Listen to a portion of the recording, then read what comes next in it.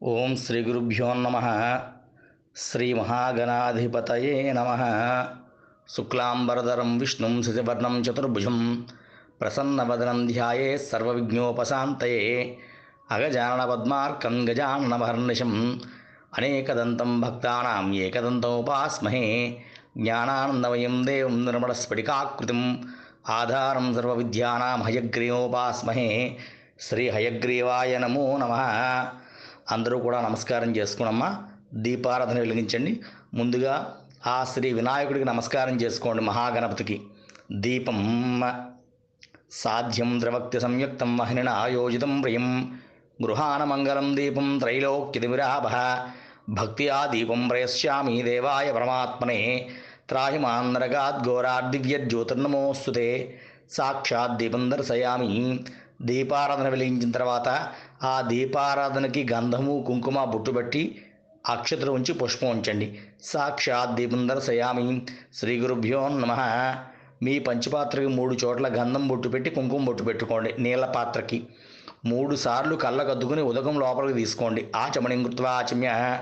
ఓం కేశవాయ స్వాహ, ఓం నారాయణాయ స్వాహ, ఓం మాధవాయ స్వాహ, స్వాహ గోవిందాయ నమః, ఓం విష్ణవే నమః, ఓం మధుసూదనాయ నమః, ఓం త్రివిక్రమాయ నమః, ఓం వామనాయ నమః, ఓం శ్రీధరాయ నమః, ఓం ఋషికేశాయ నమః, ఓం పద్మనాభాయ నమః, ఓం దామోదరాయ నమః, ఓం సంకర్షణాయ నమః, ఓం వాసుదేవాయ నమః, ఓం మృద్యున్నాయ నమః, ఓం అనిరుద్ధాయ నమః, ఓం పురుషోత్తమాయ నమః, ఓం అధోక్షదాయ నమః, ఓం నారసింహాయ నమః, ఓం అచ్యుతాయ నమః, ఓం జనార్దరాయ నమః, ఓం ఉపేంద్రాయ నమః, ఓం హరయే నమః, ఓం శ్రీకృష్ణాయ నమః, ఓం శ్రీకృష్ణ పరబ్రహ్మణే నమః, ఓం శ్రీమన్మహాగణాధిపతయే నమః. అక్షతులు కళ్ళగద్దుకుని వెనక్కి వేసుకోండమ్మా. అనంతాసనాయ నమః. దృష్టిప్చంద పరమాత్మా దేవత దేవీ గాయత్రీ ఛంద ప్రణాయామి వినియోగ. అలా ముక్కు పట్టుకోండి. ఓం భూ, ఓం భవాహ, ఓం స్వాహ, ఓం మహాహ, ఓం జనాహ, ఓం తపాహ, ఓం గుం సత్యం, ఓం తత్సావితుర్వరేణ్యం భర్గో దేవస్య ధీమహి ధియో యనః ప్రచోదయాత్. ఓమా ఊర్జ్యోతిరసోమృతం బ్రహ్మభూర్భవస్వర్. ఓం నమస్కారం చేసుకుని మమ అనుకోండి. యజమానస్యోపాక్త దుర్దక్షేద్వారే శుభే శ్రావణముహూర్తే శ్రీ మహావిష్ణురాజ్ఞయ ప్రవర్ధమానస్య అద్య బ్రహ్మణః తృతీయవరాద్ధే శ్వేతవరాహకల్పే వైవస్వతమన్వంతరే కలియుగే ప్రథమపాదే జంబూద్వీపే భరతవర్షే భరతఖండే మేరోః దక్షిణదిగ్భాగే శ్రీశైలస్యీశాన్యప్రదేశే ఆగ్నేయగుణే ఆంధ్రదేశే అస్మిన్ వర్తమానవ్యావహారికచాంద్రమానేన శుభదౌ శ్రీమాన్ అస్యమానస్య సంవత్సరే దక్షిణాయనే వాసరః భాద్రపదమాసే వర్ష ఋతు వినాయక చవితి మహాప్రవణి పుణ్యకాలే వాసరః శుభనక్షత్రే శుభయోగే శుభకరణే విశేషాయాం. మీ యొక్క గోత్రము, మీ యొక్క యజమాని పేరు, తర్వాత మీ ఇంట్లో వారి పేరు, పిల్లల పేర్లు, అందరి పేర్లు కూడా చెప్పుకోండమ్మా. శుభదౌ శ్రీమాన్ శ్రీపతః గోత్రస్య నామధేయస్య సహ కుటుంబస్య సబాంధవస్య. చెప్పండి. అందరూ కూడా నమస్కారం చేసుకుని క్షేమ, స్థైర్య, ధైర్య, విజయ, అభయ, ఆయు, ఆరోగ్య, ఐశ్వర్య, అభివృద్ధి సిద్ధ్యర్థం వ్యవసాయ, ఉద్యోగ, వ్యాపార, విదేశ, స్వదేశ, ద్రవ్య, వస్తువాహన సౌకర్య, లాభ, కటాక్ష సిద్ధ్యర్థం శ్రీ వరసిద్ధి వినాయక నవరాత్రి వినాయక చవితి మహాపర్వణి పుణ్యకాలే పూజాం కరిష్యే. అలా మధ్యవేలుతో పంచపాత్రలో నీళ్లు ముట్టుకోండి. ఓం శ్రీ మహాగణాధిపతయే నమః. ఆ నీళ్ళలో అక్షతలు పుష్పం వేయండి. ఆ పుష్పాన్ని గుండ్రంగా నీటిలో తిప్పండి. ఓం అపవిత్ర పవిత్రో వాసరవాస్తాంగదోపవ యస్పరీ పునరీకాక్షం సభాభ్యంతర శుచి. ఆ పుష్పం తీసుకుని మీ శిరస్సు మీద నీళ్లు చల్లుకోండమ్మా. మీ పూజా సామాన్లు అన్నిటి మీద నీళ్లు చల్లుకోండి. అలాగే ఆ గణపతి వారి దగ్గర కూడా నీళ్లు చల్లబండి. గణపతి ప్రతిమ మీద కానీ విగ్రహం మీద కానీ. ఓం శ్రీ మహాగణాధిపతయే నమః. ఆత్మానం చ పూజా ద్రవ్యాణి చ దేవమంటపాశంచ గాయత్ర్యా ఉదకం సంప్రోష్య ఓం భూర్భువస్వాహ ఓం తత్సవితర్వరేణ్యం భర్గో దేవస్య ధీమహి ధియో యోనః ప్రచోదయాతు. శ్రీ మహాగణాధిపతయే నమః. గణపతి వారి దగ్గర పుష్పం ఉంచండి. ధ్యాయామి, ధ్యానం సమర్పయామి. ఆవాహయామి, ఆవాహనం సమర్పయామి. మరలా పుష్పం ఉంచండి. నవరత్న స్వర్ణ సింహాసనార్థం పుష్పం సమర్పయామి. పుష్పంతో నీళ్లు చల్లండి. ఆవు పాలు ఉంటే ఆవు పాలు కూడా చల్లండి. పంచామృతాలుంటే పంచామృతాలు కూడా చల్లండి. పుష్పంతో చల్లండి అమ్మ, తమలపాకుతో కానీ. స్నానం సమర్పయామి. ఓం గోక్షీరస్నానం సమర్పయామి. ఉదకం పాదయోపాద్యం సమర్పయామి. హస్తయోర్ఘ్యం సమర్పయామి. ముఖే ఆచమనే సమర్పయామి. స్నపయామి, స్నానం సమర్పయామి. గంగే చమనే కృష్ణే గోదావరి సరస్వతి నర్మదా సింధు కావేరీ జలైస్మిన్ సన్నిధం గురుం. దూదుతో చేసిన వస్త్రం కానీ యజ్ఞోపేతం కానీ ఉంటే వినాయకుడికి సమర్పించండి. శ్రీ మహాగణాధిపతి నమః. వస్త్రం అభివస్త్రా శుభశనారుషాభిధినోక్షితిగా పూజమాన అభిచంద్రావర్తవే నుహరణ్యాభ్యస్వానదో దేవసోమ వస్త్రయజ్ఞం సమర్పయామి. అలాగే దూదుతో చేసిన యజ్ఞోపవేతం ఉంటే యజ్ఞోపవేతం ఉంచండి. ఒకవేళ వస్త్రం కానీ యజ్ఞోపవేతం లేనట్లయితే పుష్పం కానీ అక్షతులు కానీ ఉంచండి. యజ్ఞోపవీతం పరం పవిత్రం ప్రజాపతే సహజం పురస్సాద్ ఆయుష్యమగ్రీం ప్రపంచ శుభ్రం యజ్ఞోపవీతం భ్రమస్తయ. శ్రీ మహాగణాధిపతి నమః. వస్త్రయజ్ఞం సమర్పయామి. యజ్ఞోపవీతం సమర్పయామి. దివ్యశ్రీ చందనం గంధం ఉంచండి అమ్మ, గంధం చిలకరించండి. శ్రీగంధం చందనో నృశ్రం కర్పూరేణ సుసంయుతం విలేపనం సురశ్రేష్ఠ ప్రియర్థం ప్రతిగృహ్యతాం. దివ్యశ్రీ చందనం సమర్పయామి, గంధం సమర్పయామి. అలాగే అక్షతలు కూడా ఉంచండి అమ్మ వినాయకుడి దగ్గర. అక్షతాం ధవలాకారాం జాలియాం దండులాం శుభం అర్పితాం త్వే ప్రియాతం ప్రేక్షం ప్రతిగృహ్యతాం. ఓం శ్రీ మహాగణాధిపతి నమః. అక్షతే సమర్పయామి. అధాంగ పూజ. ఓం మనస్సులో ఓం ఓం అనుకుని వినాయకుల వారి దగ్గర పుష్పాలు, పసుపు, కుంకుమ, అక్షతలు అలా పూజ చేస్తూ ఉండండి. అధాంగ పూజ. ఓం బాధో పూజయామి. ఓం గుల్భ పూజయామి. ఓం జారణి పూజయామి. ఓం ఊరుం పూజయామి. ఓం నాభిం పూజయామి. ఓం గడిం పూజయామి. ఓం స్రః పూజయామి. ఓం శిఖాం పూజయామి. ఓం ముఖాం పూజయామి. ఓం సర్వాణ్యంగాని పూజయామి. ఇప్పుడు మీ వీలును బట్టి, మీ అవకాశాన్ని బట్టి అష్టోత్తరము కానీ సహస్రము కానీ నామములు పూజ చేస్తూ ఉండండి. అదా శ్రీ మహాగణాధిపతి నమః. అష్టోత్తరనామావళి పూజాం సహస్రనామావళి పూజాం సమర్పయామి. నామములు పూజ పూర్తయిన తర్వాత అగరొత్తులు ధూపం చూపించండి. సాంబ్రాణి ఉంటే సాంబ్రాణి కూడా ధూపం చూపించండి. వనస్పత్యుద్భవే దివ్యే నానా గృంథేషు మనోహరి ఆగ్రే సర్వదేవానాం ధూపోయం ప్రతిగృహ్యతాం. శ్రీ మహాగణాధిపతి నమః. ధూపమాగ్రాపయామి. సాక్షాత్ దీపం దర్శయామి. దీపానికి నమస్కారం చేసుకోండి. శ్రీ మహాగణాధిపతయే నమః. వరసిద్ధి వినాయక స్వామిని నమః. నైవేద్యం కొబ్బరికాయలు కొట్టండి. వినాయకుడికి బెల్లము, అలాగే పండ్లు, ఫలములు, ప్రసాదములు, చనివిడి, వడపప్పు, పానకము, ఉండ్రాళ్ళు, కుడుములు, ఈ ప్రసాదాలన్నీ కూడా ఎదురుగుండా ఉంచి నీళ్లు చల్లి నైవేద్యం చూపించండి. ఓం భూర్భువస్వాహం తత్సవితుర్వరేణ్యం భర్గో దేవస్య ధీమహి ధియో యోనః ప్రచోదయాతు. 5 సార్లు నైవేద్యం చూపించండి అమ్మ. ఓం ప్రణాయ స్వాహ. ఓం అపానాయ స్వాహ. ఓం యానాయ స్వాహ. ఓం ఉదానాయ స్వాహ. ఓం సమానాయ స్వాహ. ఓం సదే సుబ్రహ్మణ్య స్వాహ. మధ్యే మధ్యే వాణిం సమర్పయామి. హస్తో ప్రక్షాళయామి. పాదో ప్రక్షాళయామి. పునఃశుద్ధ ఆచమనే సమర్పయామి. ముఖవాసనార్థం తాంబూలం. తాంబూలం సిద్ధి వినాయకుడి దగ్గర నుంచి నమస్కారం చేసుకోండి. పూగీ ఫలస్య కర్పూరేర్ నాగవల్లీ దళైరితం ముక్తాజున సమాక్తం తాంబూలం ప్రతిగృహ్యతాం. ముఖవాసనార్థం తాంబూలం సమర్పయామి. దివ్యమంగళ నీరాజనం. హారతి కర్పూరం వెలిగించండి అమ్మ. అలా హారతి చూపించండి వినాయక స్వామి వారికి. గంట కొడుతూ హారతి చూపించండి. దివ్యమంగళ నీరాజనం. శ్రీశ్చతే లక్ష్మీశ్చ పత్ని హోరాత్రే పార్శ్వే నక్షత్రాన్ని రోమరస్త్రం వ్యాప్తం ఇష్టం నిశానం ఉమాయశాన సర్వలోకమాయశాన. శ్రీ మహాగణాధిపతి నమః. ఆనందకర్పూర దివ్యమంగళ నీరాజనం సమర్పయామి. అలా పక్కన నీళ్ళ చక్క వదిలిపెట్టి మీరు కళ్ళగద్దుకుని అందరికీ చూపించండి. గోవింద గోవింద. ఓం శ్రీ మహాగణాధిపతయ నమః. గోవింద. జై బోలో గణేష్ మహారాజ్ కీ జై. గణపతి బప్ప మౌర్య. మంత్రపుష్పం. అలాగే పుష్పం కానీ అక్షతలు కానీ దోసులతో పట్టుకోండి. ఒక చిల్లర డబ్బు కూడా తీసుకోండి. సుమగశ్చేగదంత శోకబలోక జగన్నిక లంబోదరస్య వికటో విఘ్నరాజోనాదిభ ధూమకేతర్గణాధ్యక్షరబాలరోజాన వక్రండస్సూర్పకర్ణో హేరంబ స్కందపూర్వయ షోడశైతానామాని ఎప్పడే క్షిణ్యాదిపే విద్యారంభే వాహే చ ప్రవేశే నిర్గమే దదా సంగ్రామీ స్రవగారీషు విఘ్నస్తనజాయతే. శ్రీ మహాగణాధిపతయే నమః. కళ్ళగద్దుకుని అలా గణపతి వారి దగ్గర పాదాల దగ్గర ఉంచి నమస్కారం చేసుకోండి. వేదోక్త సువర్ణదివ్యమంత్రపుష్పం సమర్పయామి. ఓం శ్రీ మహాగణాధిపతయే నమః. అలా ప్రదక్షిణం చేసి నమస్కారం చేసుకోండి. పుష్పాలు కానీ అక్షతలు కానీ చేత్తో పట్టుకుని కుడి చేతుగా గుండ్రంగా 3 సార్లు ప్రదక్షిణం చేయండి. యాని కాని చ పాపాని జన్మాం త్రకృతాని చ తాని తాని పశ్యంతి ప్రదక్షిణ పదే పదే. పాపోహం పాపకర్మః పాపాత్మా పాపసంభవ త్రాహి మాం కృపయా దేవా శరణాగతవత్సల అన్యథా శరణం నాస్తి త్వమేవ శరణం మమ తస్మాత్ కారుణ్యభావేను రక్ష రక్ష మమ అనుకోండమ. రక్ష రక్ష శ్రీ విఘ్నేశ్వర మహాగణాధిప వరసిద్ధి వినాయక స్వామినే నమః. అలా అక్షతలు పుష్పాలు స్వామివారి పాదాల దగ్గర ఉంచండమా. వేదోక్త ఆత్మ ప్రదక్షిణ నమస్కారాన్ని సమర్పయామి. అలా శిరస్సు వంచి నమస్కారం చేసుకోండి. చెప్పండి. ఉరస శిరస దృష్ట్యా మనస వచస తథా తభ్యాం కరాభ్యాం కర్ణాభ్యాం ప్రణామి సాష్టాంగ ఉచ్యతే.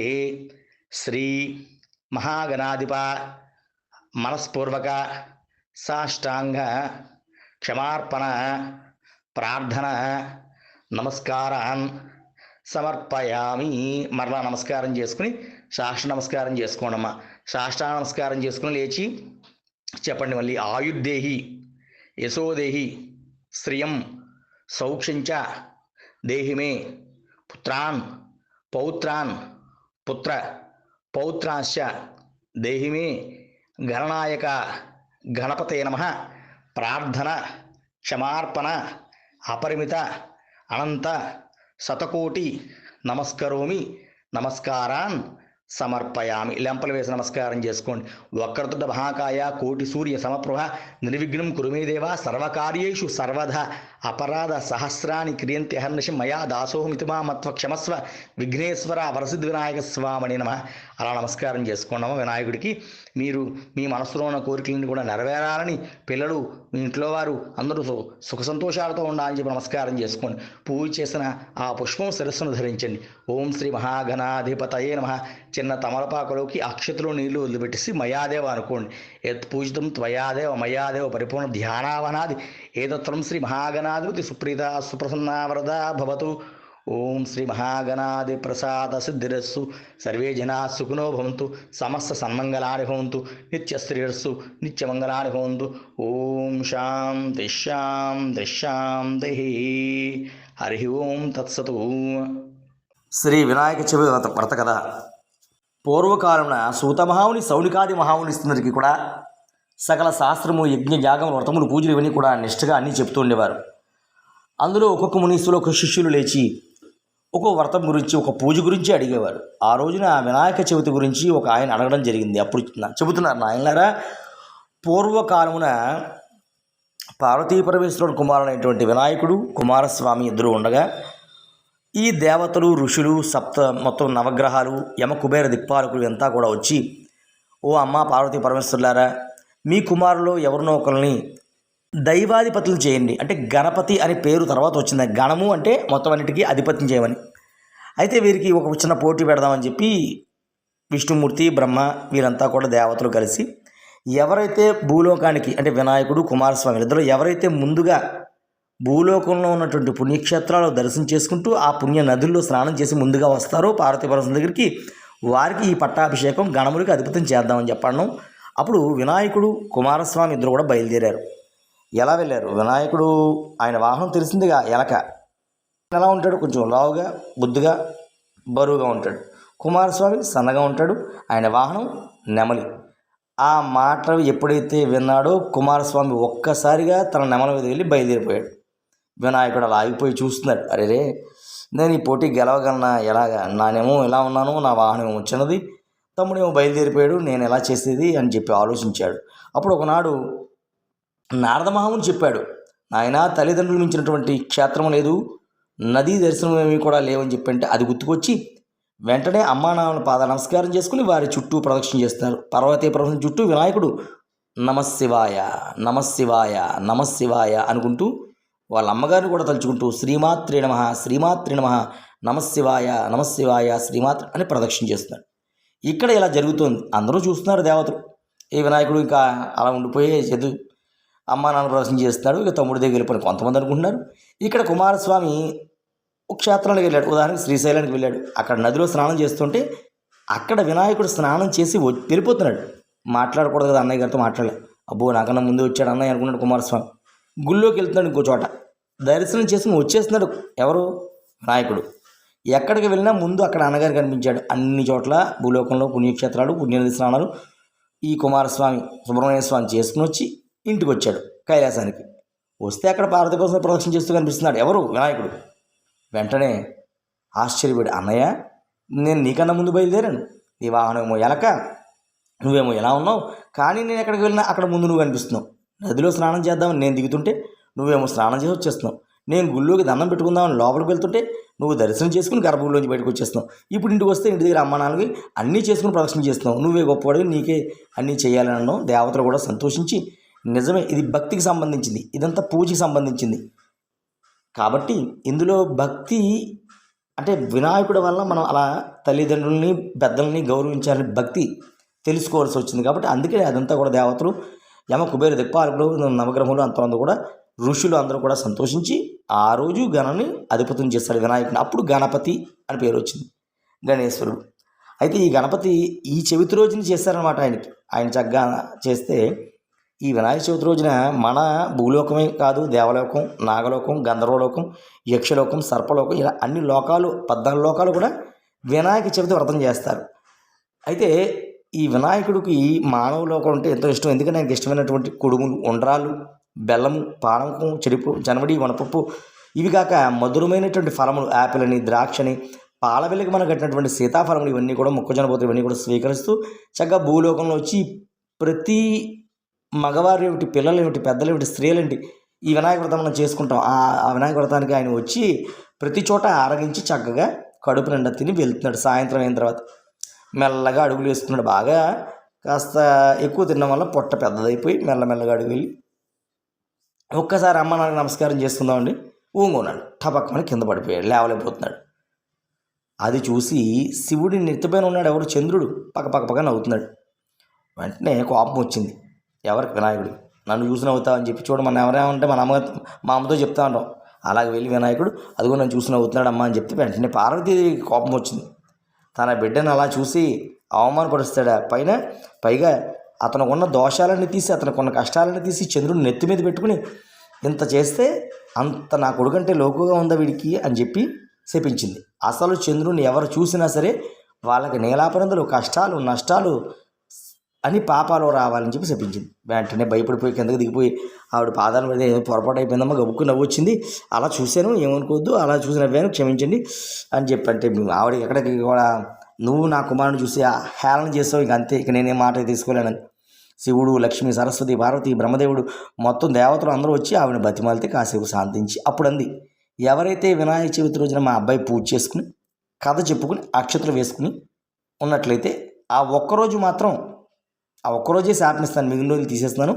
ఆ ఒక్కరోజు అక్షతలు వేసుకుని చూసినా పర్వాలేదు, అక్షతలు వేసుకోకుండా పూజ చేయకుండా ఉండి పొరపాటున ఆ ఒక్కరోజు ఈ వినాయక చవితి వ్రతం రోజున నిన్ను చూస్తే ఆ రోజు నీలాపరందరూ ఖాయం అని చెప్పారు. అయితే వ్రతం చేసుకున్న వాళ్ళకి, కథ విన్న వాళ్ళకి, అక్షతలు వేసుకున్న వాళ్ళకి దోషం ఉండదని. సరే, అక్కడతో అలా పూర్తయింది. జరుగుతున్నాయి వినాయక చవితులు అవుతున్నాయి. అయితే మరి ఈ చవితి రోజున పూజ చేయకుండా చంద్రుని చూసి కష్టాలు, నష్టాలు, బాధలు ఏమైనా పడ్డవాళ్ళు ఉన్నారా? ఎవరో కాదు, సాక్షాత్తు శ్రీ మహావిష్ణువు వారే. అది ఎలాగంటే ద్వాపర యుగంలో శ్రీకృష్ణ అవతారంలో చక్కగా శ్రీకృష్ణ ఒక రోజున చవితి రోజున ఆ రోజు ఆయన పూజ చేసుకున్నాడో లేదో మనకు తెలియదు, కానీ ఆ చవితి రోజున పాలు పితుకుతూ పాలలో ఆ చంద్రుడు పడ్డాడు. బింబం పడుతుంది కదా, నీటిలో పడుతుంది, అలా పాలలో కూడా చిన్న తెల్లగా కనిపిస్తుంది జారల. చూశాడు. చూసి చవితి రోజు, ఈరోజు వినాయక చవితి, చంద్రుని చూశాను, ఏమవుతుందో అనుకున్నాడు శ్రీకృష్ణుడు. ఆయనకన్నీ తెలుసు, కానీ జరగబోయేది, ఆయన మానవ రూపంలో ఉన్నాడు. సరే, ఇంటికి వచ్చేసాడు.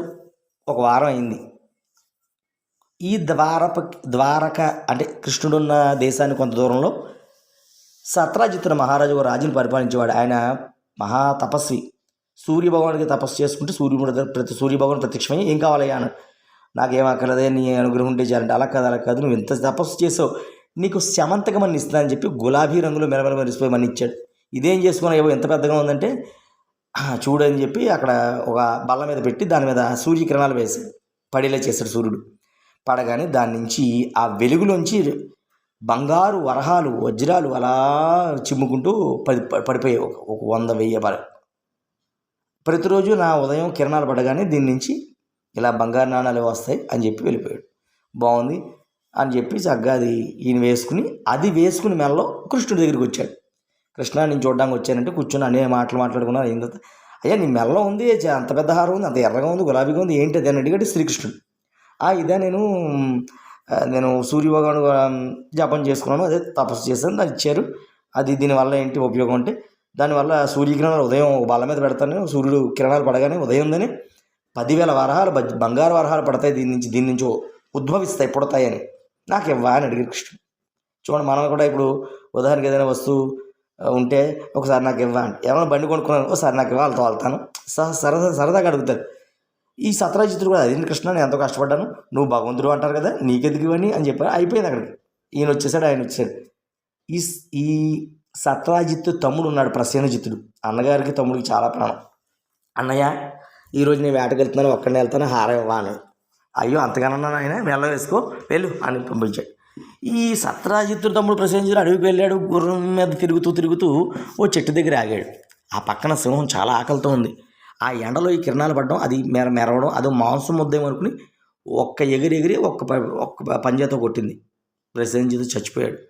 ఆ హారం మాత్రమే పట్టుకునేది కొరుగుతోంది. అదేంటి వజ్రం కదా, రాయి కదా, దాన్ని నోట కరుచుకుని పరిగెడుతుంది ఎక్కడో అక్కడ ఆగి దాన్ని తిందామని. ఈ లోపల అక్కడ జాంబవంతుడు, శ్రీరాముడి కాలంలో ఉన్నటువంటి హనుమంతుడి కాలంలో ఉన్నటువంటి జాంబవంతుడు ఆ రోజు రాముడితో యుద్ధం చేస్తానన్నారు కదా, బ్రతికే ఉన్నాడు. ఆ సింహాన్ని చూసి వెళ్ళి, మరి జాంబవంతుడు ఎంత బలవంతుడు, ఆయన ఇది గలవాడు, మనం వివరించలేము. అంత సంపన్న అంత బలవంతుడైనటువంటి ఒక్కసారి సింహాన్ని పట్టుకుని అలా విసిరాడు అంతే. చెట్టుకు తగులు పుట్టుకు తగులు చచ్చిపోయింది ఒక దెబ్బకి. వెంటనే ఆ హారం తీసుకుని భలే ఉందని ఇంటికి వచ్చి వాళ్ళ అమ్మాయి ఉంది జాంబవతి, ఆడుకో అమ్మ అని చెప్పించాడు. ఆ అమ్మాయి చక్కగా దాంతో పట్టుకుని పాటలు పాడుకుంటూ ఆడుకుంటూ అందంగా ఉంది. ఇదంతా తెలియనటువంటి ఈ సత్రాజిత్ ఏమన్నాడంటే, అదిగో శ్రీకృష్ణుడి దగ్గరికి వెళ్ళాను, ఈ హారం ఎవ్వరూ ఎప్పుడు అడగరు, నాకు కావాలని అడిగాడు, నేనేమో మామూలుగానే చెప్పాను, కానీ అతను ఏం చేశాడు, నా తమ్ముడు మెల్ల వేసుకోవడం గమనించి అతను చూసి అతను చంపి సింహం చంపిందని అది దొబ్బేశాడు. శ్రీకృష్ణుడు దేవుడు కాదు దొంగోడు అని చెప్పి నానా మాటలు. ఆ మాటలు కృష్ణుడు అన్నగారంటే బలరాముడు తెలిసి, బలరాముడు చాలా బాధపడి కృష్ణుడు కాకేసి, తమ్ముడు ఏంటి నీ మీద ఇలా అపవాదం రావడం ఏంటి, ఏం చేసావు, ఇది నిజమా కాదా, అడిగావా లేదా అంటే అన్నయ్య అడిగాను నిజమని. మరి ఇదేంటిది అంటే అదే ఆలోచించాలని చెప్పి ఆలోచించారు. కృష్ణుడు దివ్య దృష్టితో చూస్తే గుర్తుకొచ్చింది, అమ్మో చెవితి రోజున పాలు పితుకుతున్నప్పుడు చంద్రుని చూశాను, అందుకే ఇలా జరిగింది అన్నయ్య చెప్పాడు. మరి ఏం చేద్దాం, చేసేది ఏం లేదా అన్నయ్య, నేను చవితి రోజున వినాయక చవితి పూజ చేసుకుని ఆ అక్షతలు వేసుకుని అది ఎక్కడుందో కనిపెట్టి తెస్తాను, అప్పటిదాకా నేను ఈ అపవాదం పోగొట్టుకోలేను అన్నాడు. సరే అనుకున్నారు. వినాయక చవితి వచ్చింది, చక్కగా కృష్ణుడు పూజ చేసుకుని ఈ అన్నగారు అందరూ కూడా అక్షతలు ధరించి బయలుదేరి శ్రీకృష్ణుడు. అప్పుడు అడవిలోకి వెళ్ళగా దృష్టితో అప్పుడు చూశాడు, ఒక అమ్మాయి ఆడుకుంటుంది. ఎవరు అమ్మాయి, జాంబవంతుడి కూతురు, జాంబవంతుడి కూతురు. వెళ్ళాడు, ఈయన గుహలోకి వెళ్ళి ఆ అమ్మాయితో చక్కగా మాట్లాడుతున్నాడు. అమ్మో మా నాన్నగారు వస్తారు అని చెప్పి ఇతను చూసి మోహించింది. కృష్ణుడు చూడగానే ఆవిడ ఇష్టపడింది. ఈ లోపల జాంబవంతుడు అంత ఎత్తున పెద్ద కొండ మంచి దూకి, ఎవడవరా నువ్వు, నా గుహలోకి వచ్చి మళ్ళీ మా అమ్మాయిని చూసి ఆవిడతో మాట్లాడి ఆ హారం దొబ్బేసి ఆవిడని తీసుకెళ్తాం, దాన్ని నాతో యుద్ధం చేయను. కృష్ణుడు అన్నాడు, యుద్ధం ఎందుకు లేవయ్యా, హారం ఇచ్చే నేను వెళ్తాను అని చెప్పేవి లేవు, కానీ నువ్వు ఇక్కడికి రావడమే గొప్ప, వచ్చి బయటికి వెళ్తావా, హారం ఇవ్వాలి నీకు దా అని చెప్పి చాలా హడావుడి చేస్తే ఇక లాభం లేదు, ఆనాడు యుద్ధం కోరావు, ఈ యుగంలో చేయాల్సిందే అని చెప్పి యుద్ధం చేసి ఓడించాడు. అప్పుడు తెలిసింది జాంబవంతుడికి, మహానుభావ నీవు శ్రీకృష్ణుడి రూపంలో ఉన్నటువంటి నా శ్రీరాముడివి అని చెప్పి ఆ స్వరూపాన్ని ఒక్కసారి జ్ఞాపకం తీసుకుని నమస్కారం చేసుకుని శమంతకమని ఇచ్చేసి తన కుమార్తెని జాంబవంతుడి నుంచి పెళ్లి చేసి పంపించాడు. చక్కగా బయట గుహ దగ్గర బలరాముడు శ్రీకృష్ణుడి వారి యొక్క రాజ్యంలో ద్వార సైన్యం ప్రజలు ఉన్నారు, వాళ్ళందరితోనూ వెళ్ళి సత్రాజిత్తుడి దగ్గరికి వెళ్ళి నీ హారం అని చెప్పాడు. జరిగింది ఇదని చెప్తే, మహానుభావ క్షమించు, పొరపాటు అయిపోయింది, హారం మీద ప్రీతితో నేను అలా తమ్ముడి మీద ప్రేమతో అలా నీ మీద అపవాదం వేశాను, అందరి ముందు నేను నా తప్పు ఒప్పుకుంటా అని చెప్పి ప్రజల ముందు క్షమించమని శ్రీకృష్ణుని కోరి అప్పుడు తెలిసింది అంతకుముందే సత్యభామ ఇష్టపడుతుందని. ఈ సమంతకమని కూడా నీ దగ్గర ఉంచుకోయా, నువ్వు స్వామి భగవంతుడివి అని చెప్పి ఆ సమంతకమని సమర్పించి తన కుమార్తె అయిన సత్యభామనిచ్చి వివాహం చేశాడు. చూసారా, కృష్ణుడు అంతటి వాడు కూడా చవితి రోజున పైకి కూడా చూడలేదు, నీళ్ళలో కూడా కాదు, పాలల్లో, అసలు పాలలో కనిపించడమే తక్కువ. పాలే తెల్లగా ఉంటాయి, దాని మీద తెల్లని చంద్రుడి జార ఎలా కనిపిస్తుంది? అలా చూడడం వల్ల శ్రీకృష్ణుడు మహానుభావుడు, ఆయనే ఈ చవితి రోజున నీలాపరి పడి ఇన్ని కష్టాలు పడి మళ్ళీ వ్రతం చేసి. కాబట్టి మనం ఎప్పుడు కూడా చవితి రోజున ఆ వినాయకుడిని వ్రతం చేసుకుని కథాక్షతలు ధరించినట్లే అప్పుడు చూసిన ఏం ఇబ్బంది ఏం లేదు, ఆ కథ విన్నా కూడా దోషం ఉండదు. కాబట్టి ఆ విధంగా ఇంకా ఎంతోమంది ఇలా చక్కగా ఆ వినాయక వ్రతాలు చేస్తూ ఉంటారు. శాంభుడు కుష్ఠవ్యాధి పోవడానికి వ్రతం చేసి కుష్ఠవ్యాధిని పోగొట్టుకున్నాడు. మహామహా రాక్షదములు వారి యొక్క దోషములు గుణములు పోవడానికి ఆ యొక్క వినాయక వ్రతం చేసి సద్గురువు మంచి భావనతో మెలిగించి ఉన్నారు. విభీషణుడని, తర్వాత సీతాదేవిని వెతుకున్నప్పుడు శ్రీరామచంద్రమూర్తి వారు, అరణ్యవాసంలో ఉన్నప్పుడు అజ్ఞాతవాసంలో ఉన్న పాండవులు, వీళ్ళంతా కూడా ఈ వినాయక వ్రతం చేసి తరించి వినాయక వ్రతం వల్లే వాళ్ళు ఉద్ధరింపబడ్డారు. తర్వాత విద్యార్థులు చేస్తే విద్యాలాభం, వ్యాపారస్తులు చేస్తే వ్యాపార లాభం, ఉద్యోగస్తులు చేస్తే ఉద్యోగ అభివృద్ధి, విదేశ ప్రయాణం కోసం చేసేవారు విదేశ ప్రయాణ లాభం, సంతానం కోసం చేసేవారు సంతాన లాభం, వివాహం కావలసిన వారు చేసినట్లయితే ఏ పురుషుడికి ఏ స్త్రీ కావాలి అటువంటి శుభమైనటువంటి వివాహం జరిగి ఇలా ఎవరు ఏ మనో కోరికలతో మనసులో వారు ఏ కోరికతో సంకల్పించుకుని ఆ వినాయక నమస్కారం చేసుకుని ఈ వినాయక వ్రతాన్ని చేసుకుంటారో వారి కోరికలను కూడా నెరవేర్చి ఆ వినాయకుడు వారికి ఎల్లప్పుడూ తోడుగా ఉండి శుభలాభములు జయములు కలిగించుగాక అని చెప్పి ఈ యొక్క వినాయక వ్రత విధానాన్ని సూత మహర్షి సౌనికాది మునీశ్వరుడికి వివరించి ఉన్నారు. సుమా, ఈ వ్రతం ఎవరైతే చేసుకుంటారో, చూస్తారో, కదాక్ష తీసుకుంటారో, ప్రసాదం తీసుకుంటారో వారందరికీ కూడా ఆ సిద్ధి బుద్ధి సమేత వినాయక స్వామి వారి అనుగ్రహంతో పాటు పార్వతీ పరమేశ్వర లక్ష్మీనారాయణ సరస్వతి బ్రహ్మాది సమస్త దేవతల అనుగ్రహంతో సుఖింతి మోక్షాన్ని పొందురుగాక, స్వర్గం చేరుదురుగాక. నమః పార్వతీపతయే హర హర మహాదేవ శంభో శంకర. జై బోలో గణేష్ మహారాజ్ की जय, गणपति बप्पा मोरया.